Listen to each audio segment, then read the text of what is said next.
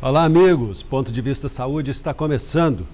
E antes de iniciarmos a nossa conversa de hoje com o professor Hamid Alexandre Cecim, da nossa UFTM, um aviso aos uberabenses, uma utilidade pública. O Hemocentro está precisando de doadores de sangue e de muitos doadores, não importa o tipo. É que em período de férias o número de doadores cai drasticamente, pondo em risco a vida de muita gente que se encontra internada. Professor Hamid, bom dia. Bom dia. Professor, por que parece que a população não se conscientiza quanto à necessidade de se doar sangue? Que mal acarreta ao doador este ato de ir ao banco de sangue e tirar lá um pouquinho de sangue para quem está precisando? Não há problema nenhum.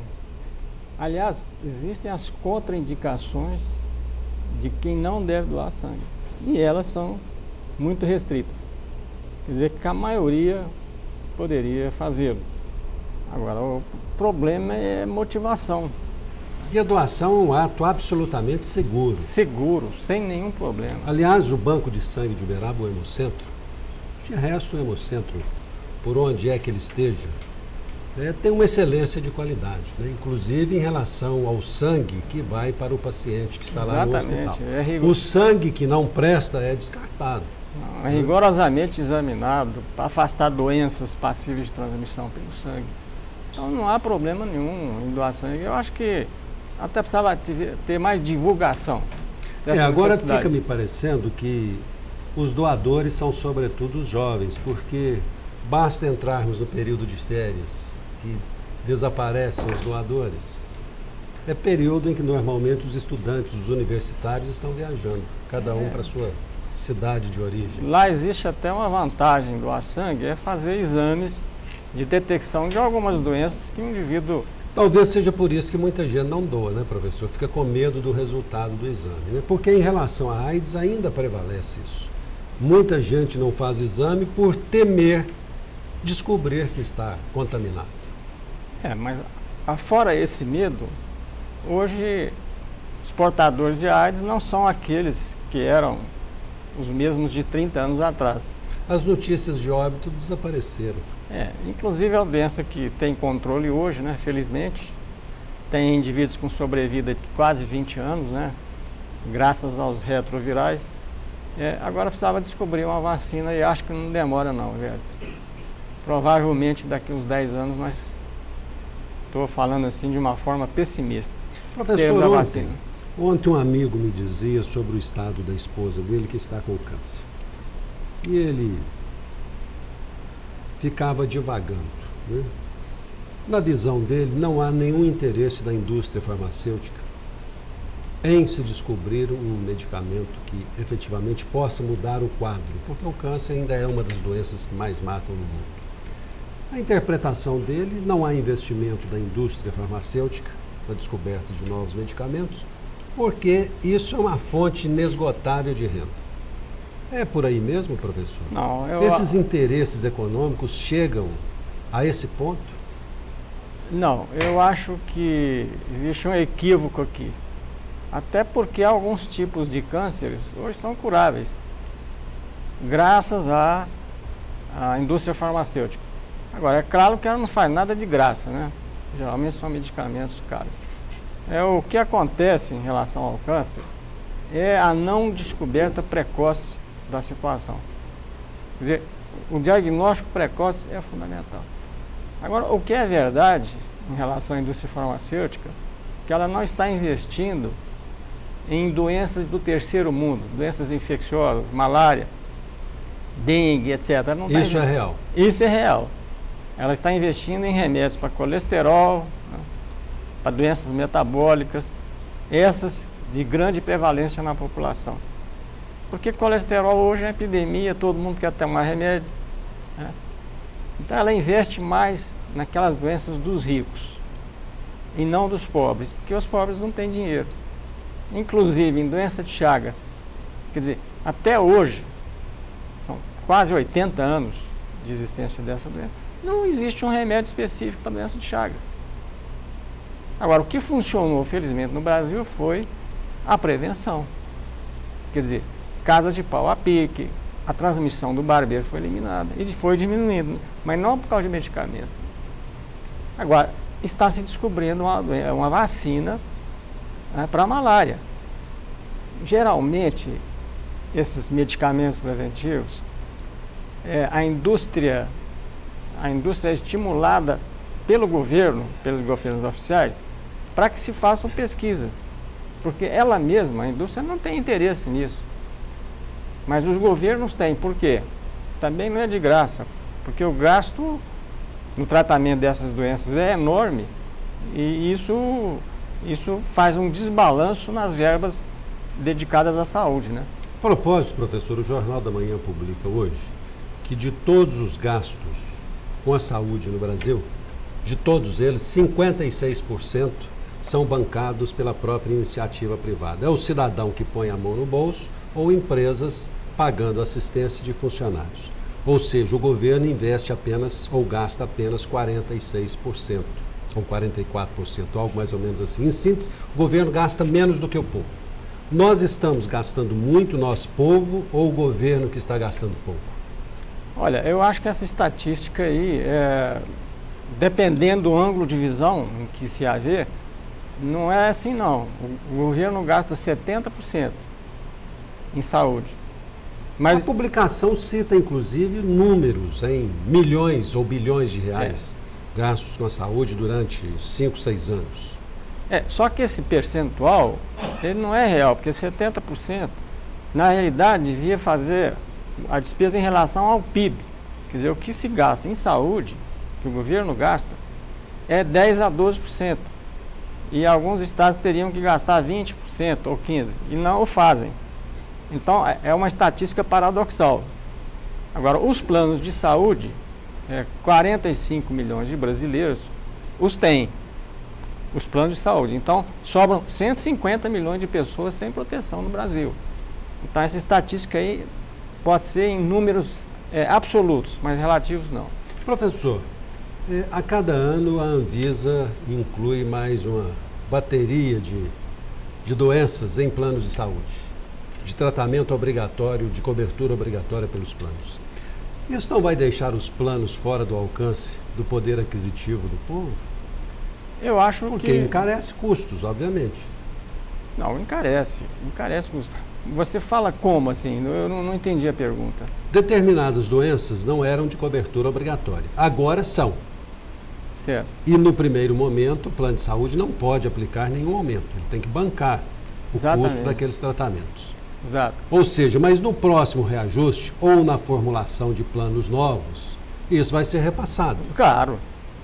E onde é que o sujeito que ganha aí R$1.000 por mês, R$1.500 por mês, vai conseguir bancar um plano de saúde? Porque no caso de pessoas mais idosas, já se fala em 400, 500, aliás, existem casos em determinados planos de até R$800 por mês de mensalidade. Quem dá conta de bancar isso, professor? Ninguém dá conta. Agora, o grande problema é a boa aplicação do dinheiro. Esse é o problema brasileiro.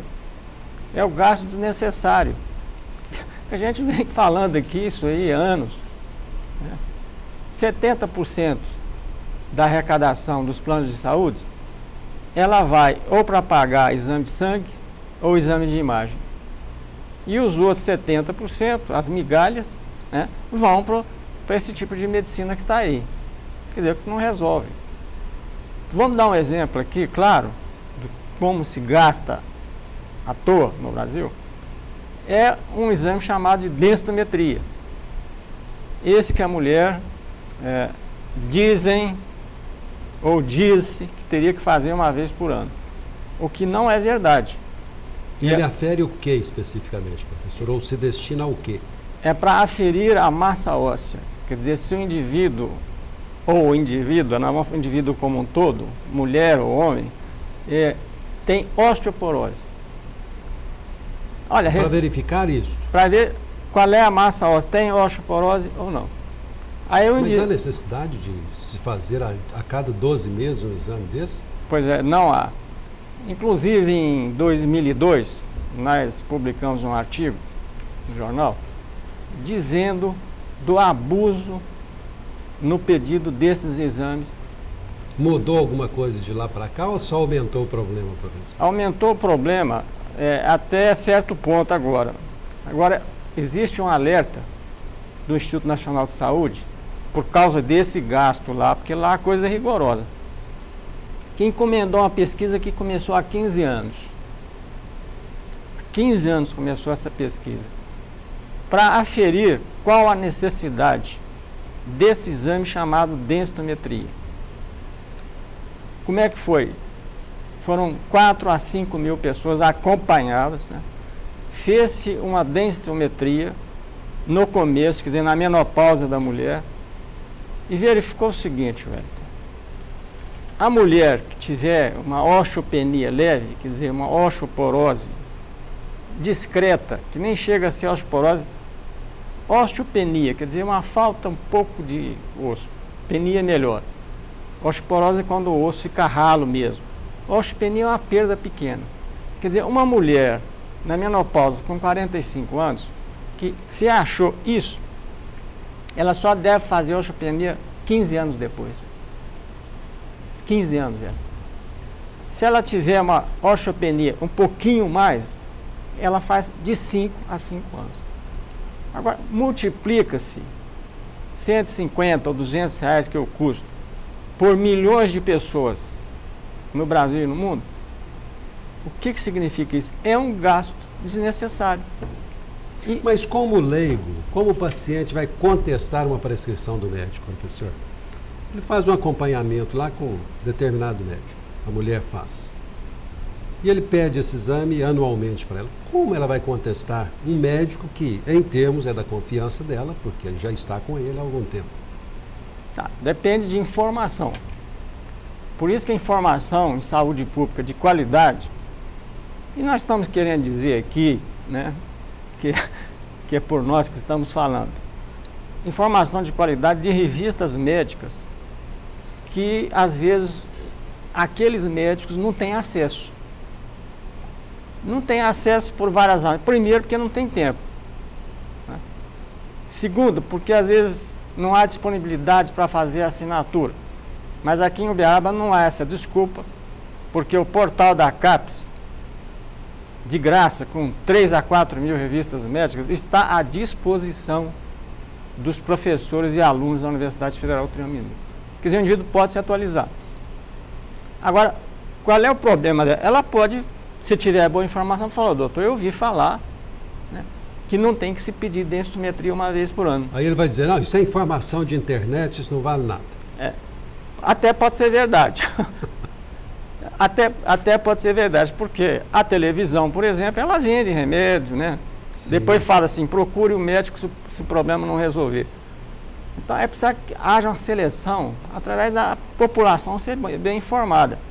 Então, no caso da densitometria, existe o Consenso Brasileiro de Osteoporose no ano 2002. Lá se recomenda, aí pode entrar na internet, viu, Elton? A pessoa interessada. Densitometria só deve ser feita em algumas condições. As sociedades médicas, elas são altamente confiáveis para que eu navegue no site de cada uma delas à procura de informação? Por exemplo, a de reumatologia, 90%. Cardiologia. Existem 10% aí que mas o desvio... de desconfiança? Não, o desvio padrão existe em tudo na vida, né? Que não há verdade absoluta. Por que os 10%? Porque também a indústria ela tem interesse nesses consensos para poder vender remédio.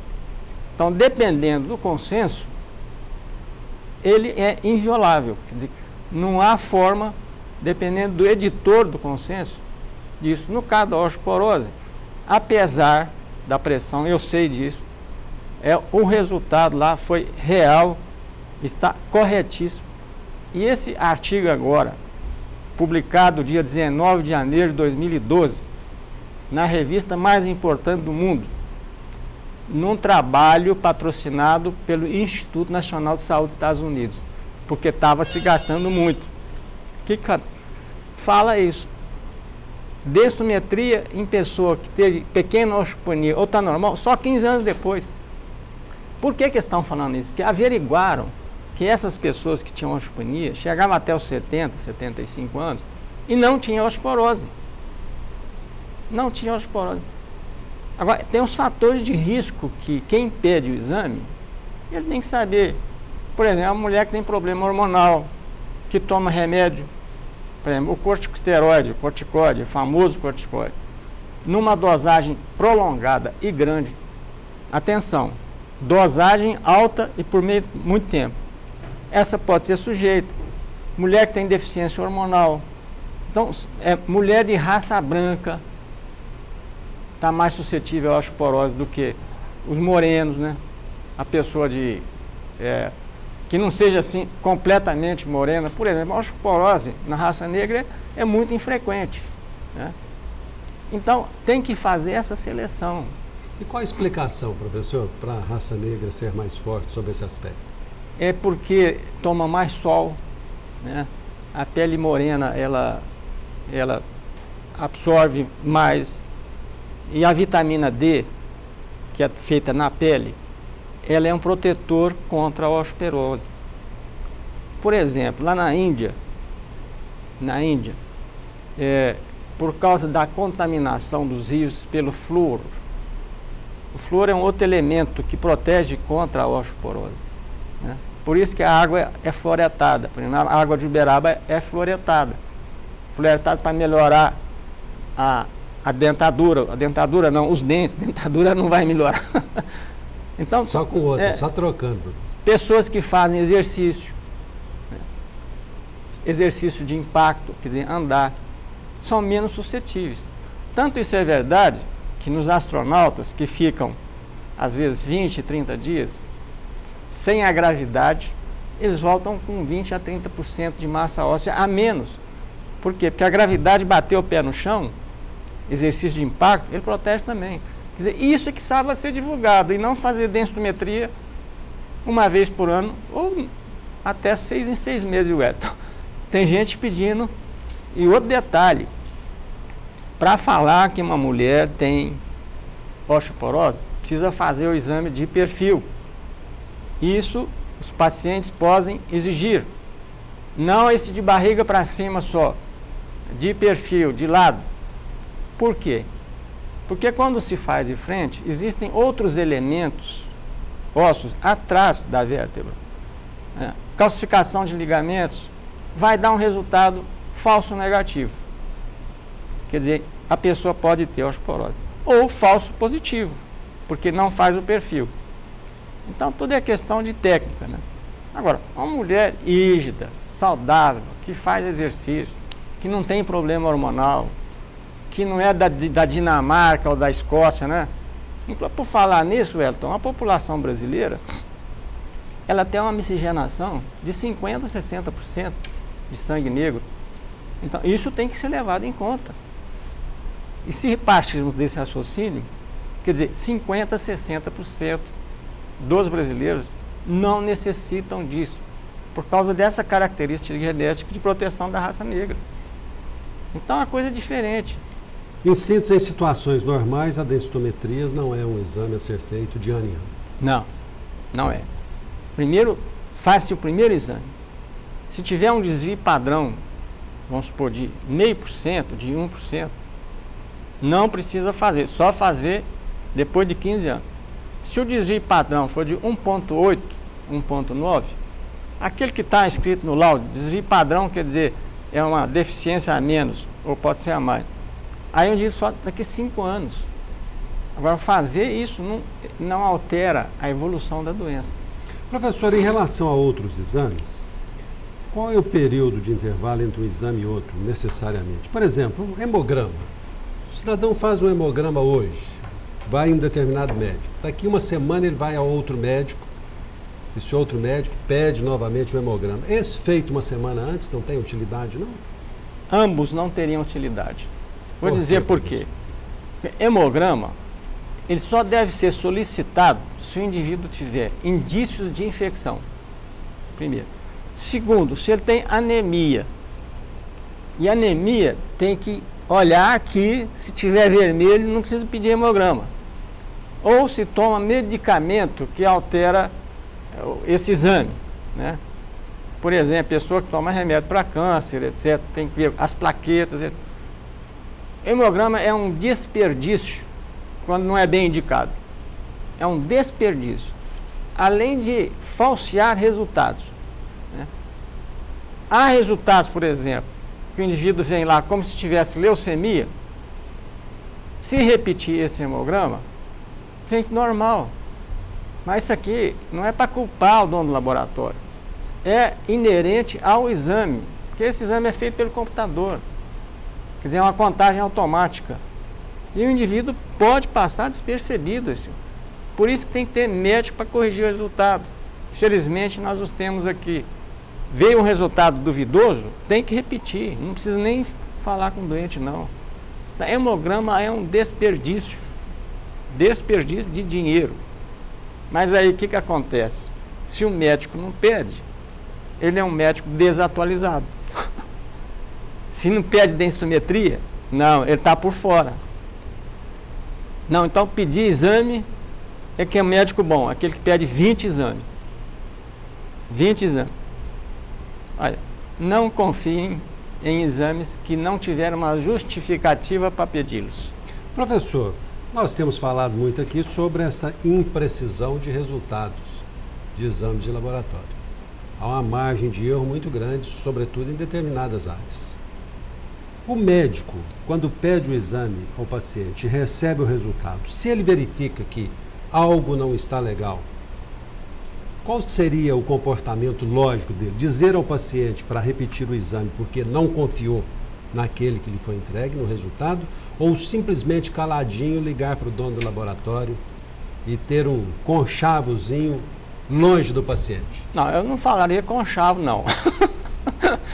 Que adjetivo o senhor usaria, professor? Não, um debate. Não, tá bom, para fazer um debate, então. Não, porque conchave é alguma coisa ilegal, né, para esconder a verdade. Não, mas não seria o caso? Por que o paciente não pode saber? Não, eu vou explicar. Não, eu acho o seguinte, tem que falar, ó, esse exame aqui, eu tenho dúvidas em relação a ele. Eu vou telefonar para o dono do laboratório e vou discutir o resultado com ele. Por que também? Porque também tem que, o outro lado, ele tem proteção. Porque existe um chamado erro padrão de laboratório, quer dizer, normal, o laboratório tem um erro de 10% a mais ou para menos.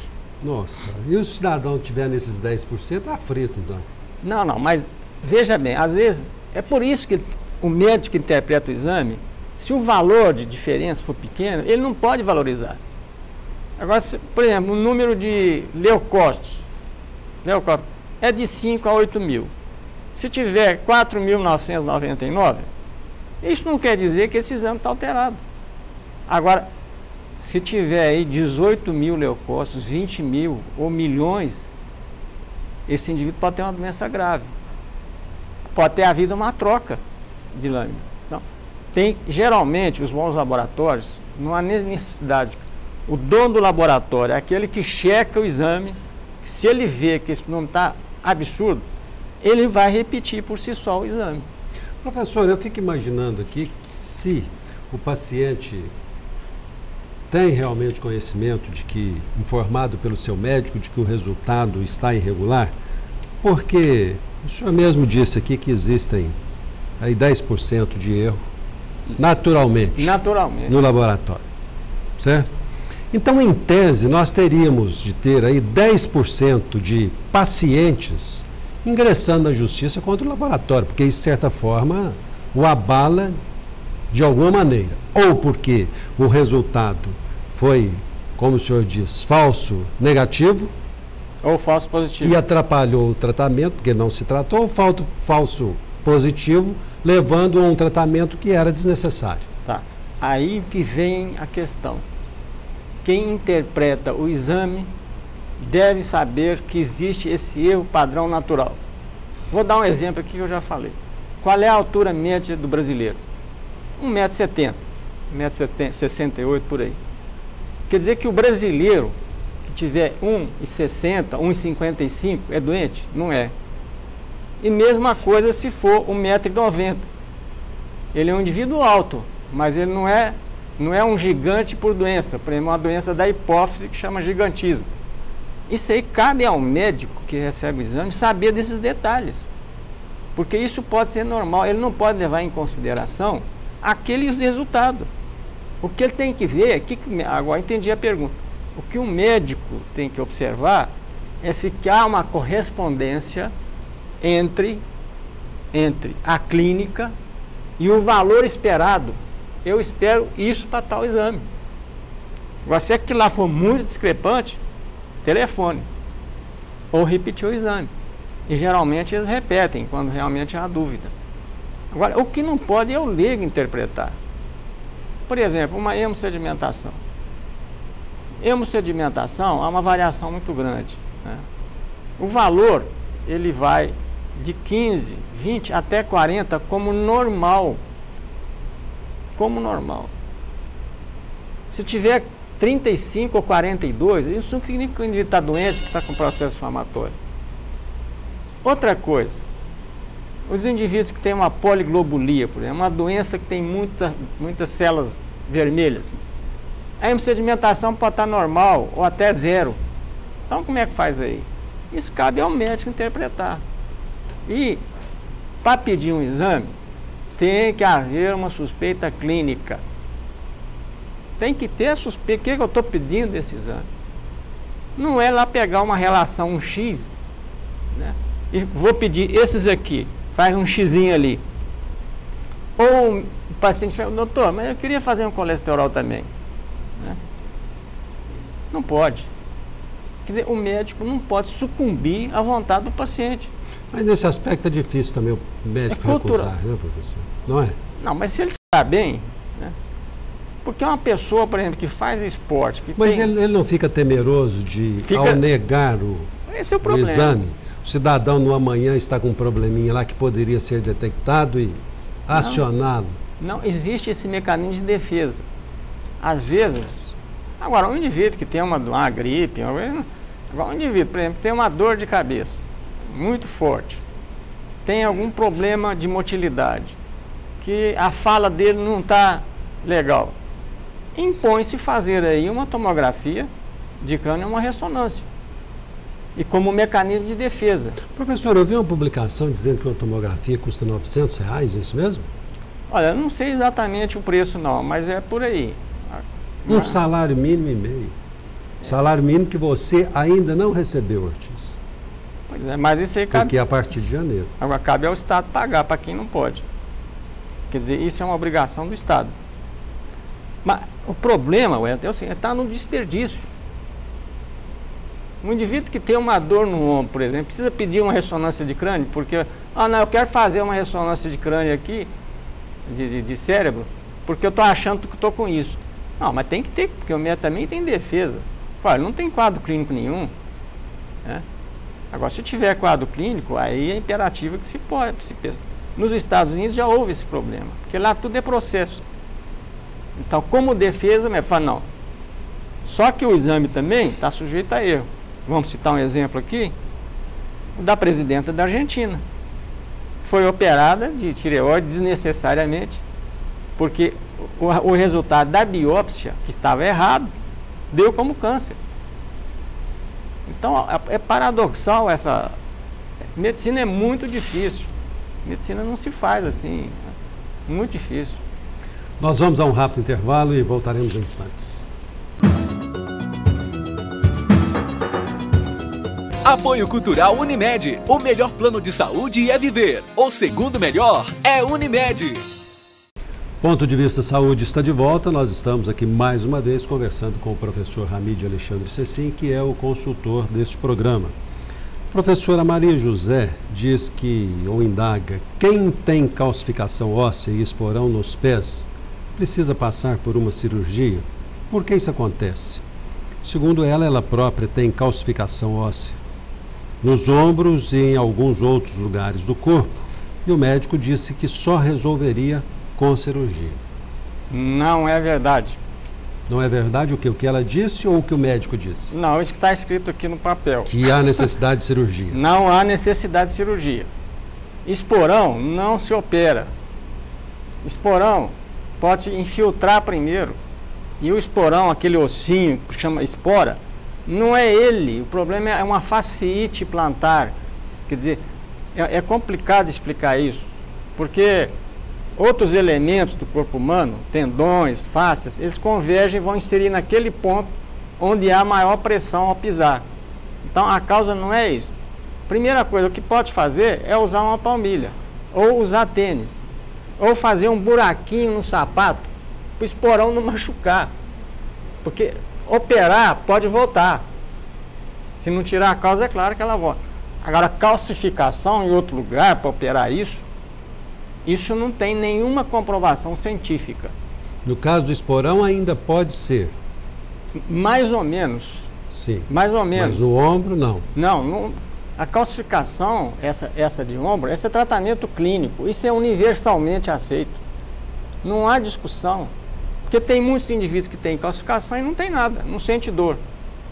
O problema não é a calcificação, é o que gerou a calcificação. É a tendinite. A indicação de cirurgia de ombro quando há rompimento de tendão, né, luxações e outras, que nós já discutimos aqui com pessoas, professores universitários, que são também dessa opinião. Não se vai operando qualquer intervenção no organismo, seja qual for essa natureza. Primeira opção é tratamento clínico. Isso é universalmente aceito. A cirurgia só em último caso. E mesmo no caso do esporão não adianta. É usar tênis, usar amortecedores, né? E tirar sapato alto, outros tipo botina. Botina que duro demais, né? Muita pressão, o indivíduo pode ter um esporão. E às vezes ele o tem o resto da vida e nem sabe disso.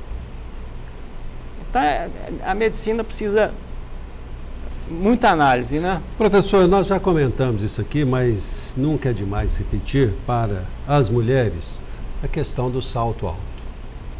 As graves consequências do salto alto. O senhor poderia, mais uma vez, explicar para as mulheres que não se deve usar o salto alto? Primeiro, o salto alto, ele tira o centro de gravidade do corpo humano, ele desloca o centro de gravidade. O centro de gravidade é aquela força gravitacional que vem lá da cabeça e vai cair no meio do pé ali, na curva. Ali que tem que cair a força. Quando essa força é desviada, por causa do salto alto, ela vai para frente. A mulher joga o corpo para frente. Então, o centro de gravidade dela vai ser deslocado. E vai haver uma maior incidência de forças nos dedos dos pés, principalmente no primeiro. Daí a joanete.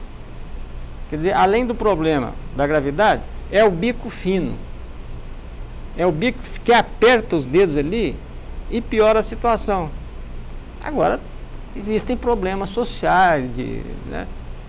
Coluna sofre alguma consequência disso ou não? Nossa, a coluna também é vítima do sapato, tanto do sapato baixo, errado, da rasteira, né? Porque também essa rasteira faz mal. Por quê? Porque tem que levantar um pouquinho o calcanhar para o tendão de Aquiles não ficar contraído. Tendão, esse tendão aqui, ó, o grosso, chama tendão de Aquiles. Então, o organismo é muito sábio, né? Nós é que não somos. Por exemplo, na era pré-histórica, quer dizer, antes do Homo sapiens, do homem, né? Os chimpanzés, os macacos, etc., eles têm um saltinho até hoje. Nós fomos perdendo esse salto. Por quê? Porque o chimpanzé andava assim, então ele precisava para trás. Nós assumimos a posição ereta, tem que tirar senão é um retorno, né, a fases anteriores da criação. Não pode. O corpo humano é um negócio perfeito, velho. Professor, uma pergunta interessante vinda aqui do Ortiz, sobre a questão de medicamento. Todo e qualquer medicamento, a não ser aqueles casos de tratamentos como câncer, por exemplo, podem ser manipulados? Olha, pode, né? Pode ser manipulado. Agora precisa ver a procedência, né? Quer dizer, de onde veio esse manipulado, onde foi comprado. Inclusive, teve casos aí no norte de Minas agora, né? Que uma manipulação. Isso não quer dizer, transportando essa ideia para todas as farmácias de manipulação. Quer dizer, podem existir problemas na realização do medicamento. Vamos falar aqui de farmácias sérias, com farmacêuticos competentes. Não há problema nenhum em se manipular medicamento. Não há, desde que os requisitos da Anvisa sejam preenchidos, quer dizer, fiscalização permanente sobre amostragens, e foi por causa disso que descobriu. Por causa disso, o Viário de Ouro é uma farmácia que existia em São Paulo, famosa, né? Teve que fechar porque foi manipular hormônio sexual, de pílula, etc. E muitas mulheres engravidaram. Isso pode ocorrer também até na indústria farmacêutica, né? Tradicional. Tradicional, os erros existem. O que é necessário é descobri-los logo. Descobrir logo e ter fiscalização. Se não existe fiscalização, como é que faz? Professor, na questão da vigilância sanitária, ela está, no caso específico de Uberaba, vamos falar da nossa cozinha, os técnicos têm condições, os fiscais têm condições, por exemplo, de fiscalizar um laboratório de manipulação, uma farmácia de manipulação, para saber se os produtos que estão sendo usados são originais, não são do Paraguai, se as dosagens estão corretas ou não? Geralmente, a vigilância sanitária, ela até não sei se tem competência legal, falo, para isso. O que ela pode fazer, a Anvisa eu falo, é a amostragem. É pegar determinadas amostras e mandar examinar. Em laboratório. Em laboratório, né, de pesquisa, por exemplo, Ezequiel Dias, aqui em Minas Gerais, e Adolfo Lutz, em São Paulo. E ali ele vai falar, não, aqui está faltando isso, tem esse problema.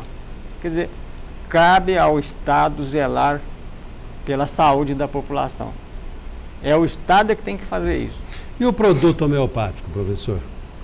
Não, esse eu vou ser claro. Ser muito claro. Não funciona nada. É placebo? É placebo. Não sou eu que estou falando. Foram pesquisas feitas pelo Instituto de Pesquisa da Grã-Bretanha, porque estava se vendendo muito remédio para homeopatia, e lá a coisa é séria lá, né? Não, vamos ver se isso funciona. Aí foram fazer pesquisa, viram que o efeito dele é igual ao placebo. Mas o placebo é um grande remédio, Wellington. Sim. Porque o indivíduo está tomando o remédio, e quem o receita fala, ó, você vai melhorar com esse remédio aqui. E melhora. Só que isso não é cura. Por quê? Porque o medicamento, ele tem que atuar sobre a história natural da doença. Podemos explicar, Wellington? Sim.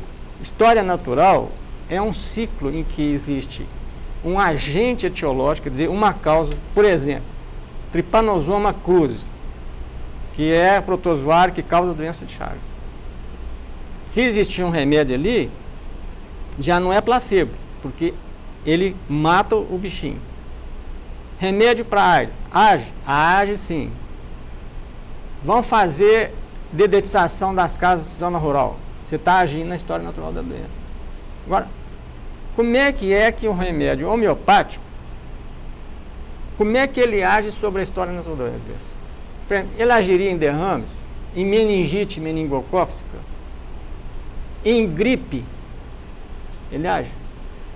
Ele pode agir em algumas situações que há um grande componente emocional na coisa, né?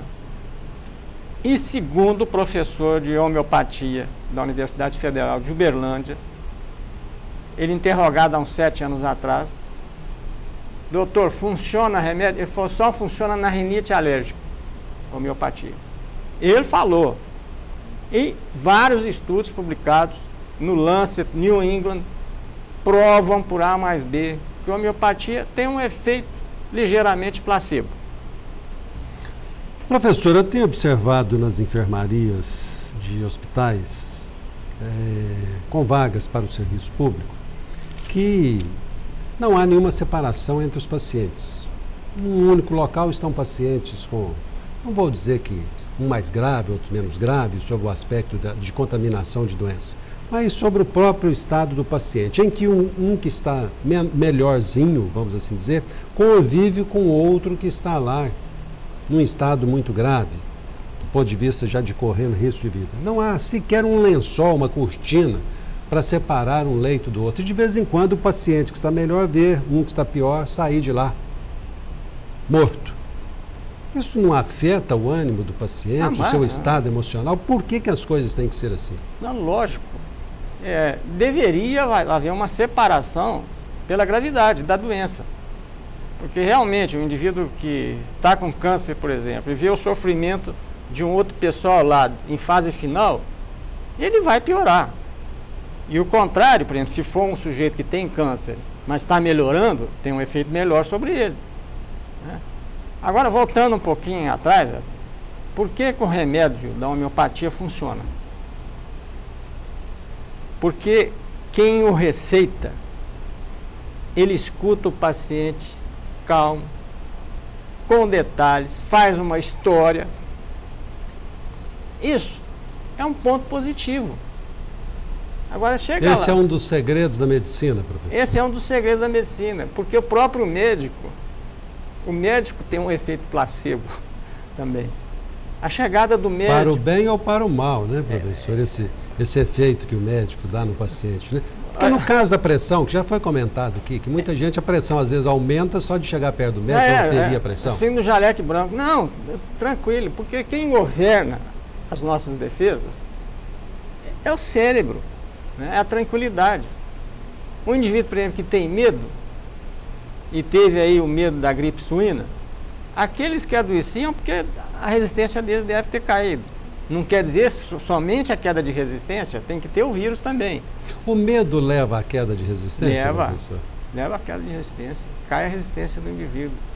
Porque a produção de anticorpos também ela está ligada a substâncias secretadas no cérebro. Né? Quem está de bem com a vida, por exemplo, está com a resistência melhor. Melhor, sem dúvida, sem problema nenhum.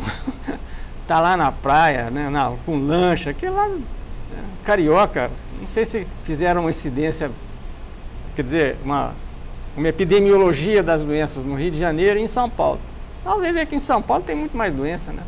O estresse, o trânsito, a poluição. Durante as férias todo mundo fica bonzinho, né? Todo mundo é cordial, educado. É a falta do estresse, né, professor? Nós vamos a mais um rápido intervalo e voltaremos em instantes. Apoio Cultural Unimed. O melhor plano de saúde é viver. O segundo melhor é Unimed. Professor Hamid, ainda em relação à homeopatia, o senhor disse que ela não age na história natural da doença. Não cura. Não cura. Cura é infarto, por exemplo, não use homeopatia. Nunca vi falar. Uma infecção, não use homeopatia. Não usa, porque não funciona. Funciona em outras situações, né? Menos, né? Pela ação do médico. Não é porque o remédio é diluído a milionésima vez, a molécula, que vai resolver o problema. Então, é evitar a homeopatia. Não, eu acho que, como... Se for um problema de cansaço, um problema, cabeça ruim, etc e tal. Coisa que pode resolver com conversa, com a psicoterapia, o remédio ajuda. Como eu disse, o próprio médico, ele já tem um efeito placebo. Só dele chegar já melhora. Professor, nós temos uma pergunta aqui de um telespectador que indaga o seguinte: existem remédios realmente eficientes contra a artrose? Não existe remédio contra a artrose. Está provado por A mais B. Quem quiser, eu tenho provas disso. Esses remédios não regeneram cartilagem. Então existem medicamentos para combater a dor, para inflamação. Para inflamação. Agora, para regenerar a cartilagem, não existe nenhum trabalho sobre isso, patrocinados por institutos oficiais e não por laboratórios que vendem o remédio. Não há nenhuma prova convincente, cabal, de que a cartilagem do indivíduo com a artrose ela venha regenerar. Só existe um medicamento chamado hidroxicloroquina, que ele age na resposta inflamatória que a artrose pode ocasionar. O resto, nenhuma prova, nenhuma evidência científica. Agora, o que pode vir a resolver esse problema é diminuir o peso, obesidade, corrigir vícios posturais, tratar da fase aguda, fazer exercício de fortalecimento para a musculatura. Aí sim, mas aquele remedinho propagado pela indústria à base de glucosamina, condroitin sulfúrico, aquilo, provas cabais que não funciona, é igual placebo. Professor, e a fitoterapia, funciona? Olha, eu não saberia responder essa pergunta. Eu posso ir em relação ao ginkgo biloba, por exemplo, que é um fitoterápico que foi até criticado em vários trabalhos, que ele não melhora nada de vertigem, de memória, que é receitado para isso, circulação. Agora, o fitoterápico, até o Ministério da Saúde, ele avisa. Vamos falar de um aqui que é o óleo de linhaça. Está na moda do óleo de linhaça. O Ministério da Saúde adverte na bula que esse remédio não cura e não previne nenhuma doença. Então, por favor, tirem as conclusões. Professor, mais uma vez, muito obrigado pelos esclarecimentos. E lembrar ao nosso telespectador, outra vez, que o Hemocentro está precisando de sangue. Não se preocupe quanto ao tipo do seu sangue. Lá aceita tudo.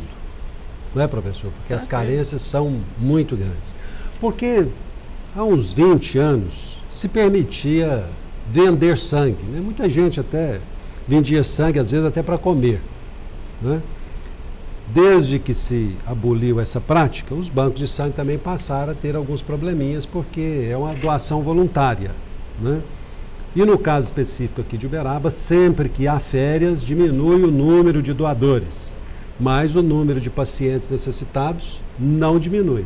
Pelo contrário, né? Mês de férias é mês de muitos acidentes de trânsito, pessoas perdem muito sangue e precisam de transfusão. Então, procure o Hemocentro. Não dói, apesar daquele vídeo que corre aí na internet, em que o rapaz, na hora que enfia a agulha, ele quase salta do banco, né? É um vídeo de gozação, obviamente, mas realmente não dói absolutamente nada. E tem outra vantagem, que o indivíduo faz exame de graça. Exatamente. Né? Vários exames ali. Ainda recebe em casa o resultado do exame, né? Ganha um lanche, exatamente. Então as vantagens são inúmeras, sobretudo aquela que é a principal. Salvar a vida. Salvar a vida de alguém. Todos vocês, muito obrigado pela audiência. Estaremos de volta na semana que vem, se Deus assim o permitir. Até lá.